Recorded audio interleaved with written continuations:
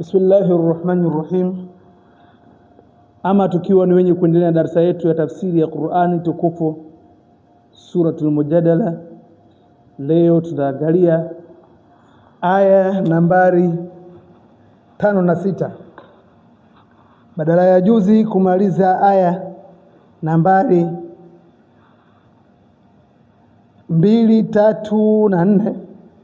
Mwenyezi Mungu anasema walladhina yudhahiruna minkum min nisaihim thumma yauduna lima qalu fatahriru raqaba min qabli an yatamassa dhalikum tu'aduna bihi wallahu bima ta'maluna khabir faman lam yajid fasiyamu shahrayn mutatabi'ain min qabli an yatamassa faman lam yastati' fa it'amu 60 miskina dhalika litu'minu billahi wa rasulihi wa tilka hududullah walilkafirina adhabun alim.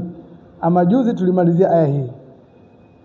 Kwa hiyo leo tunaangalia aya Mwenyezi Mungu anayosema innal ladhina yuhadduna Allaha wa rasulahu kubitu kama kubita alladhina min qablihim wa qad anzalna ayatin bayyinat walilkafirina adhabun muhin yawma yab'athuhum Allahu jami'an fayunabbi'uhum bima 'amilu ahsahu Allahu wa nasuhu wallahu ala kulli shay'in shahid.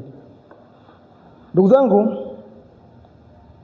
aya hizi Mwenyezi Mungu Tabaraka wa Taala alikuwa anatuambia, anasimulia kuwa au anatuelezea kuwa innal ladhina yuhadduna Allah wa rasulahu, kwa hakika ya wale ambao wenye kumpinga Mwenyezi Mungu Tabaraka wa Taala wa rasulahu na mtume wake, kubitu, watu hao kubitu kama kubita alladhina min qablihim, wataadhibiwa, watadhalilishwa kama vile ambavyo walivyodhalilishwa waliopita kabla yao. Waqad anzalna ayatin bayyinat, na hakika Mwenyezi Mungu ameteremsha aya zilizokuwa wazi, dalili zilizokuwa wazi wadhih, walilkafirina adhabun muhin, na wale ambao ni makafiri wenye kumpinga Mwenyezi Mungu wana adhabu yenye kuwadhalilisha siku ya kiyama. Aya inaendelea nasema yauma yab'athuhumullahu jami'an, siku ambayo Mwenyezi Mungu atawafufua wote kwa pamoja. Fayunabbi'uhum bima amilu, baada ya hapo Mwenyezi Mungu atawapa habari nzito kutokana na yale ambao walikuwa wameyafanya. Ahsahu Allahu wa nasuhu, Mwenyezi Mungu ameyahifadhi na wao watakuwa mingine wameyasahau. Wallahu ala kulli shay'in shahid, na Mwenyezi Mungu juu ya kila kitu ni shahidi, ni mwenye kuvifahamu.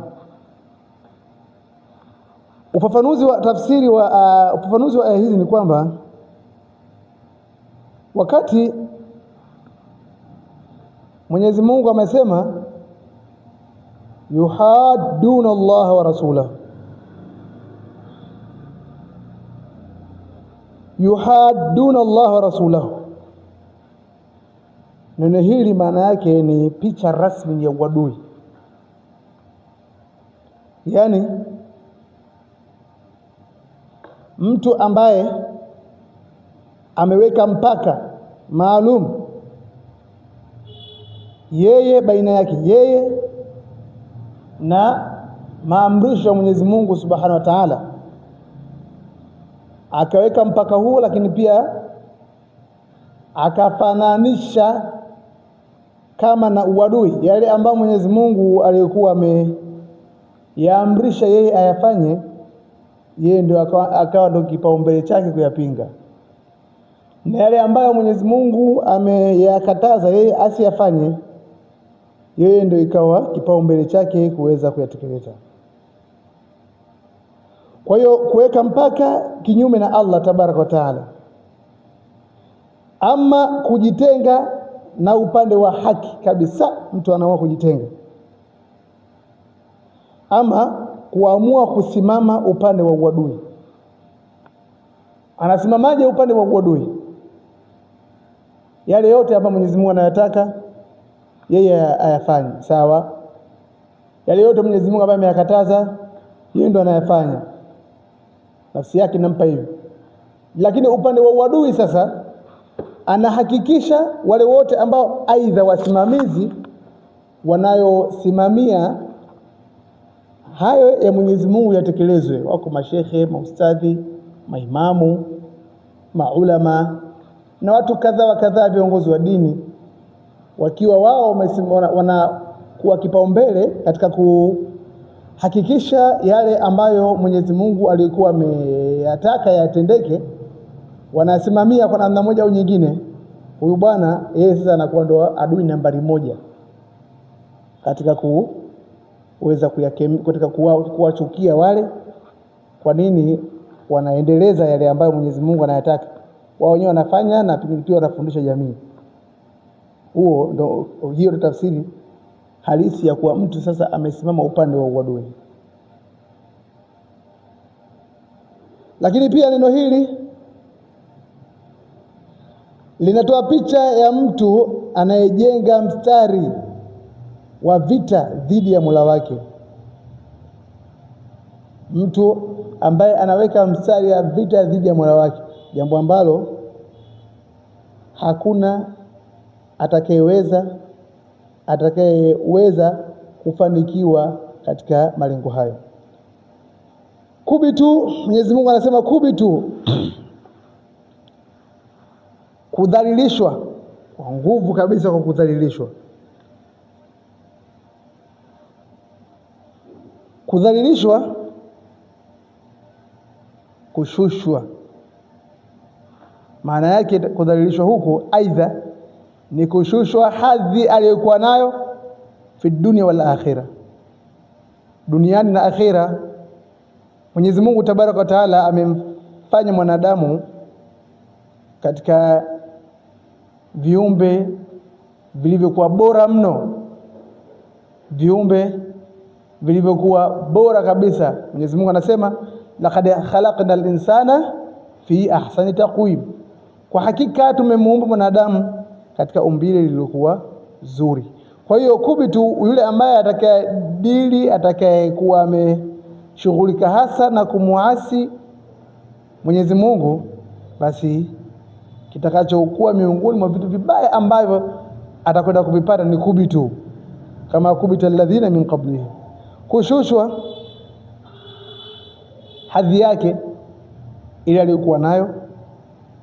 Alikuwa ni kiumbe bora mwenye thamani mno, kiumbe ambaye wapo viumbe wengine walitamani kuumbwa kama yeye, kupewa uhuru kama alivyokuwa yeye. Maana mwanadamu ana uhuru, lakini katika uhuru wake ameweka mipaka kwamba hili na hili usifanye, hili na hili fanya, kutokuwa majbur. Anasema au kudhibitiwa, au mtu huyo atakuwa ni mwenye kudhibitiwa يوم القيامة, au mtu huyo atakwenda kutupwa chini kwa fedheha siku hiyo. Kwa hiyo ndugu zangu, aya hii bado inaendelea kutupa angalizo la sisi kuto kufanya maasi, kuto kufanya madhambi, na badala yake kuyaendea yale ambayo Mwenyezi Mungu anayoyapenda na kuyaridhia.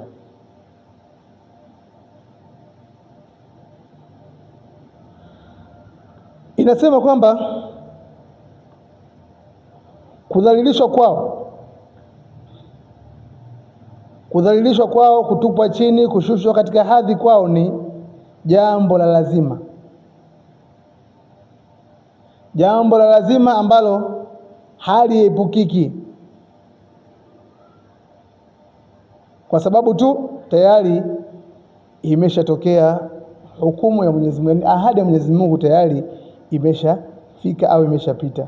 Kwa hiyo wao kushushwa katika hadhi yao, kushushwa katika hadhi yao, kudhibitiwa, kutokuweza kufurukuta kwa namna yoyote ile, lakini kutupwa chini kwa fedheha kwao, mtu yoyote ambaye anaona anafanya kinyume na yale Mwenyezi Mungu aliyokuwa ameyataka, hayo ni lazima yatakuja, yatamkuta tu. Kama kubita, neno kubita limejirudia kubitu kama kubita alladhina min qablihi. Ina maana kwamba kama Mwenyezi Mungu anatoa mfano, yani ukitaka kufanya, wenyewe wanasema wataalamu wa mambo tu ya kidunia wanasema ukitaka kuweza kufanikiwa katika njia fulani, basi hakikisha una tafuta ushauri au unapita katika njia ambazo wenzako walipita, kwa sababu dunia hii haukuanza wewe kuishi, lakini utafutaji huo haukuanza wewe, huja uanzisha wewe, watu waliuanzisha huko. Kwa hiyo pita katika njia na utatafuta ushauri kwa wale ambao waliokuwa wameweza kufanikiwa na namna moja au nyingine. Kwa hiyo kubitu kama kubita alladhina min qablihim, watadhalilishwa kama walivyodhalilishwa waliopita kabla yao. Kurudia neno hili kunaleta msisitizo wa kanuni ya kihistoria. Neno hilo kubitu kama kubita alladhina min qablihim kunaleta emphasize au msisitizo wa kikanuni katika historia. Sheria ya kudumu, anayempinga Allah huishia fedheha. Yani taratibu za kudumu ambazo mtu anampinga Mwenyezi Mungu, taratibu kawaida za kudumisha, mtu anadumisha kumpinga Allah, hakuna kwengine kutakapokwenda kuishia isiyokuwa kutaishia katika kufedheheka tu. Hakuna namna nyingine, kwa kuwa muumba wa mbingu na ardhi, muumba wewe na mimi, ameshayasema haya. Hakuna kafara yoyote isiyokuwa utakwenda kudhalilika tu. Kwa hiyo mpango mkakati kwetu sisi, mimi na wewe, ni kuachana na maasi tu.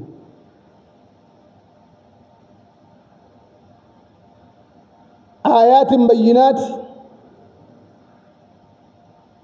aya inaendelea. Mwenyezi Mungu anasema ayati mbayinati, bimaana kwamba uwazi uliojaa, uwazi uliojaa, uwazi uliotosheleza, yani yenyewe kujieleza yenyewe. Qur'ani hiyo inajieleza yenyewe kwa uwazi uliokuwa umetosheleza. Mwenyezi Mungu ameteremsha ayati mbayinati, ameita aya zilizokuwa wazi kabisa, zenyewe zenye kujieleza zenyewe. Lakini sio kujieleza tu, zenye kujenga hoja zilizokuwa wazi. Lakini haishii tu katika hoja iliyokuwa wazi, bali yenye nuru ya kuondoa shaka. Qur'an aya zake zina nuru ambazo wewe na mimi tukizisoma, tukizitafakari, tukizifahamu na kutafakari, tusiwe tu wavivu wa kufikiria, basi fahamu kuwa kunapatikana nuru yenye kuondoa shaka katika mioyo yetu. Ndugu zangu, hii ni aya inayopatikana katika suratu Al-Mujadala, sura ambayo kitaratibu ni sura ya 58. Kwa hiyo Mwenyezi Mungu Tabaraka wa Taala anatueleza haya, na mwisho aya hii kamalizia akasema adhabu muhin. Adhabu muhin, adhabu yenye kufedhehesha. Adhabu ya Mwenyezi Mungu mimi na wewe hatuiwezi kabisa, na hakuna jabari wala jasiri yoyote atakayethubutu kuona kusema kwa mimi naweza adhabu ile. Hata mtu awe kamanda wa namna gani, adhabu za Mwenyezi Mungu ni kubwa. Hakuna ambaye atakayeweza kuzithubutu kuzivumilia kwa namna yoyote ile. Kwa hiyo Mwenyezi Mungu mwenyewe, hebu tuangalie tu mfano, majambo yanatokeaga, pengine jua tu liko huko mbali, jua liko mbali mno kule lilipo, lakini unafikia wakati muda linakuwaka kwa kiasi kikubwa, kiasi kwamba mimi na wewe tukiamua tusimame juani pasi na kuwa na viatu chini, tusimame dakika 5 tu, tayari tunaweza kuanza kutafuta huruma, kuona tayari tumeshazidiwa. Kwa hiyo aya hii Mwenyezi Mungu anasema adhabu muhini, sio adhabu kali tu, bali ni adhabu yenye kudhalilisha. Kwa hiyo utaadhibiwa adhabu kali, lakini adhabu yenyewe itakuwa yenye kudhalilisha. Aadhana Allahu min dhalik, Mwenyezi Mungu atulinde na hilo jambo. Kwa nini? Kwa sababu walijiona wakubwa duniani. Adhabu yao itakuwa kuwadhalilisha, malipo yao yanayofanana na matendo yao waliokuwa wameyatenda. Pata ibra, pata mazingatio katika aya hii ambayo tumeimaliza hapa. Lakini aya namba 6 ya sura hiyo hiyo Mujadala, ambayo Mwenyezi Mungu anasema yauma yab'athuhumullahu jami'an. Neno yauma maana yake ni siku ambayo Mwenyezi Mungu anasema yauma yab'athuhumullahu jami'an, siku ambayo atawafufua wote kwa pamoja, kuleta tukio mbele ya macho. Mwenyezi Mungu ataleta matukio yale mbele ya macho yako, wewe utakuwa unayaona. Na Mwenyezi Mungu katika aya hii ameanza tu kukutaja siku pasi na maelezo marefu yoyote yale. Kwa nini? Mwenyezi Mungu Subhanahu wa Ta'ala amekuletea picha ya siku ya Kiyama kwa ghafla tu, kama vile ambavyo tunaambiwa itatujia ghafla, basi pia vile vile Qur'an aya hii imekuja moja kwa moja kwa kuanza tu kwa kutaja siku ambayo makusudio yake ni hiyo siku ya Kiyama.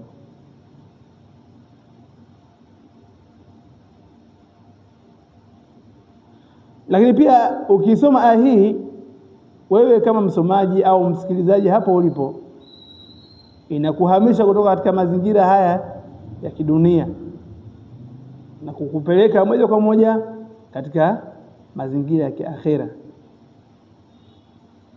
Kwa nini? Kwa sababu itakupa athari ya mstuko katika wa kiroho. Lakini haya yatakuwa ni yenye kupatikana kwa wale tu ambao ni wenye kuwa na hofu. Mwenyezi Mungu anasema hakika ya waumini ni wale ambao idha dhukira Allah wajilat qulubuhum, pale Mwenyezi Mungu anapotajwa nyoyo zao zinapata hofu, zinapata mtetemeko. Lakini pia wanaposomewa aya zake, basi pia machozi yanawamwagika, hofu inaongezeka. Yauma yab'athuhumullahu jamia. Neno jamia, hakuna atakayekosekana, sote kwa pamoja, mimi, wewe, yule, huyu, sote kwa pamoja, babu yako, babu wa babu yako, bibi yako, bibi wa bibi yako, mama mzazi, wote. Kwa hiyo pale aliposema yauma yab'athuhumullahu jamia, basi kwa ujumla ni sisi sote kwa ujumla. Leo hii katika miaka hii ya kimiladia tunahesabu kuwa ni mwaka 2026. Kwa hiyo kabla ya hapo pia kuna miaka mingine watu waliishi miaka mingi huko, lakini hesabu hazi kuzingatiwa tu. Lakini sote kwa pamoja tutakuwa ni wenye kuweza kupatikana katika mkusanyiko huo. Lakini pia neno hili tunajifunza au tunaelewa kuwa neno jamia hakuna kukwepa. Yani yauma yab'athuhumullahu jami'an, hapa hakuna kukwepa. Lakini sio kukwepa tu, hakuna kujificha pia. Kuna namna pa kwenda kujificha. Ukasema labda nitakaa nyuma ya kichuguu, nyuma ya jengo lile, nyuma ya mti ule, itakuwa sionekane. Siku hiyo hakuna pa kujifichia. Lakini sio kujificha tu, hakuna pia kupotea. Hakuna kupotea. Pale ulipokusudiwa kuwepo, utakapokuwepo utakuwepo tu. Hakuna kupotea. Saa fulani watu muone labda kapotea. Huu ni mkusanyiko kamili ambao hautamuacha mtu yoyote. Ni mkusanyiko kamili ambao hautamuacha mtu yoyote. Mimi, wewe na wengine sote kwa pamoja tutakuwa ni wenye kukusanywa mahali hapa. Ndugu zangu katika imani, yauma yab'athuhumullahu jamia, tuelewe hivyo kuwa hakutakuwa na kafara, hakutakuwa na ujanja wa kukwepa, hakutakuwa na ujuzi wa kujificha, hakutakuwa na ujinga wa kupotea eneo hilo, wote tutakuwepo. Fa yunabbi'uhum bima amilu, lakini Mwenyezi Mungu anasema fa yunabbi'uhum, atawaeleza nabaa, yani mtu akwambia jitu binaba'in adhim, maana yake nimekuja na jambo lililokuwa zito. Amma yatasaalun anin naba'i al-adhim, Mwenyezi Mungu anasema nilipo naulizana kuhusiana na habari iliyokuwa kubwa.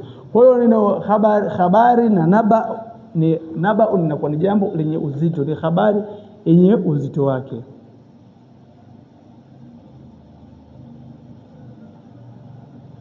Lakini pia tunapata ibra, tunapata somo kwa Mwenyezi Mungu. Hapa hakusema kuwa ati atawaadhibu yawma yab'athuhumullahu jami'an, hakusema nitawafufua wote alafu nitawaadhibu. Hapana, akasema kwamba yawma yab'athuhumullahu jami'an fayunabbi'uhum, kwanza ije habari, atawapa habari. Hata leo hii mfumo wa kimahakama zetu hizi za kidunia, hata mtu atakayekuwa mathalan anashtumiwa na kosa kubwa kabisa la mauaji, makosa makubwa ya kiuhaini, ya kiuhalifu mbalimbali, huyo mtu hataweza kuadhibiwa tu. Kwanza mahakama itamsikiliza, itampa fursa ya kumsikiliza, ya kumhoji na kumsikiliza. Baada ya hapo mtu atatiwa hatiani. Kama kweli amehusika na tukio, atatiwa hatiani na adhabu ambayo itakayokuwa anayostahiki kulingana na kosa lake lile. Atakwenda kuadhibiwa nalo. Kwa Mwenyezi Mungu hakusema atawahukumu kwanza, amesema atawaeleza, yani atatueleza kwanza siku atakayotufufua sote kwa pamoja, alafu patakuwa hakuna pa kukwepea wala pa kukimbilia wala pa kujificha wala pa kupotelea. Lakini baada ya hapo fa yunabbi'uhum, tapewa habari.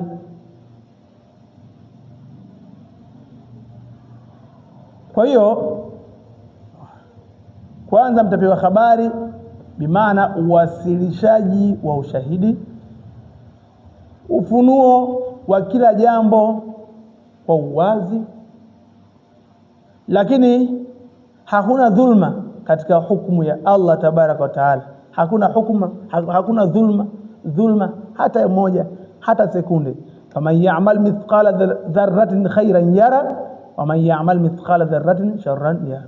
Mwenyezi Mungu anaendelea anasema ahsahu Allahu wa nasuhu. Hii ahsahu Allahu wa nasuhu, Mwenyezi Mungu ametumia neno hili. Mwenyezi Mungu atakuwa ameyahifadhi matendo yangu mimi, matendo yako wewe, matendo ya yule na mwingine. Mwenyezi Mungu atakuwa amefanyaje? Ameyahifadhi. Lakini baadhi nyinyi mtakuwa fanyaje? Mmeyasahau. Allah ameyahesabu yote, nao ambao ndio sisi, mimi na wewe, tumeyasahau mengine. Ukwenda mahala ukajiona unafanya jambo hili ni dogo tu, dogo tu, unamwangalia mtu vibaya kwa husda, unamfanyia mtu fitna. Mwenyezi Mungu kwake hakuna kitakachosahaulika isipokuwa wewe utasahau. Kwa hiyo tujifunze aya hizi zinavyo control sisi kuto kufanya maasi. Kwa hiyo Mwenyezi Mungu atakuwa mwenye ameyahesabu, ameyadhibiti. Mwanadamu atakuwa ameyasahau. Subhanallah, mwanadamu atakuwa ameyasahau. Lakini huu ni mtindo au aina ya kulinganisha tu, au mukabala huu unakuwa mtindo wa mukabala, niwezi kulinganisha. Unaonesha kuwa yani wewe Mwenyezi Mungu matendo yako uliyotenda ameyahesabu, ameadhibiti, anayakumbuka na atakuletea. Wewe mwenyewe uliotenda matendo hayo umeyasahau, uyakumbuki wala uyajui pengine. Kwa hiyo mukabala huu unaonesha kuwa ukamilifu wa ujuzi wa Allah subhanahu wa ta'ala. Huu ndio mukabala wake. Na udhaifu na upungufu wa mwanadamu, huu ndio mukabala wake. Utaonesha ukamilifu wa ujuzi wa Allah subhanahu wa ta'ala na utaonesha udhaifu na upungufu wa mwanadamu. Huu ndio mukabala wake.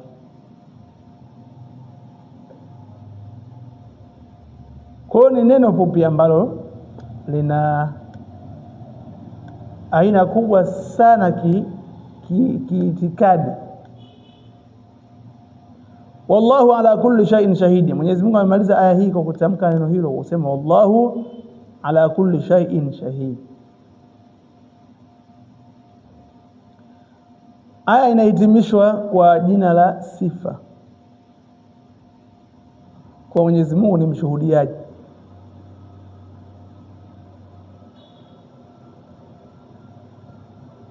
Mwenyezi Mungu ni mshuhudiaji. Baada ya kuonesha hisabu na taarifa ya matendo yetu, sasa Mwenyezi Mungu anasisitiza kuwa yeye si tu muhisabu, bali pia ni shahidi. Aliyashuhudia kila tukio. Mwenyezi Mungu baada ya kuwa ametuambia hisabu, amezingatia, lakini yeye anatuambia kwamba yeye sio muhasibu tu wa kuhesabu matendo, isiyokuwa pia ni shahidi. Alishuhudia kila tukio. Lakini pia hii inaonesha Mwenyezi Mungu ni muangalizi, mtaalamu, mjuzi wa kudumu kila siku. Kwa hiyo ndugu zangu katika imani, tujifunze, tuzingatie, tutekeleze maelekezo yaliyomo ndani ya aya hizi, ambayo Mwenyezi Mungu mtukufu anasema. Aya ambayo tumesoma leo, Allah anasema innal ladhina yuhadduna Allah wa rasulahu kubitu kama kubita alladhina min qablihim wa qad anzalna ayatin bayyinatin walil kafirina adhabun muhin yawma yab'athuhum Allah jami'an fayunabbi'uhum bima 'amilu ahsahu Allah wa nasuhu wallahu ala kulli shay'in shahid. Wa ila huna atawaqqaf wa hadha. Assalamu alaykum wa rahmatullahi wa barakatuh.